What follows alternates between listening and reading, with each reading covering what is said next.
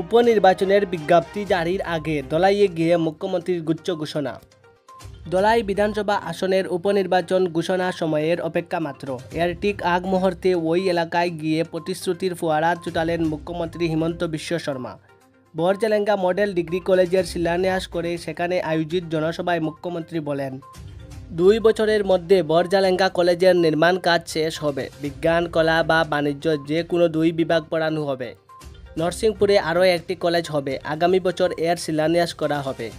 প্রতি বিধানসভা কেন্দ্রে আরও 10,000 জনকে অরুণোদয়ের আওতায় আনা হবে। তবে ধলাই আসনের জন্য অতিরিক্ত মিলবে আরও 5,000। ফলে এখানে নতুন করে অরুণোদয় পাবেন আরও 15,000 মহিলা। আগামী 15 সেপ্টেম্বর এই প্রক্রিয়া শুরু হবে। বায়োমেট্রিক দিয়ে আধার আটকে থাকা মানুষদের আধার কার্ড পাইয়ে দেওয়ার প্রক্রিয়া চলছে। শীঘ্রই এর সমাধান মিলবে। 5,000 নতুন রেশন কার্ড দেওয়া হবে ধলাই কেন্দ্রে। 30 শয্যা বিশিষ্ট ধলাই হাসপাতালটিকে এখনই 50 শয্যার করা হবে। পরে একে 100 শয্যার হাসপাতালে উন্নীত করা হবে।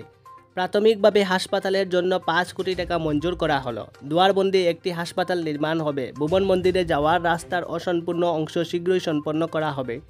শিলচর বাইপাস থেকে আসাম বিশ্ববিদ্যালয়ের সামনের দিকে ফাইসাং পর্যন্ত রাস্তা ডাবল লেন হবে। আমরাঘাটে 140 মিটার দীর্ঘ সেতু নির্মাণ করা হবে। ফালংঘাটে 10 কোটি টাকা ব্যয়ে মিনি স্টেডিয়াম নির্মাণ করা হবে। দীনেশ দেব পাবলিক হায়ার সেকেন্ডারি স্কুল নির্মাণের কাজের জন্য 8 কোটি টাকা বরাদ্দ করা হয়েছে।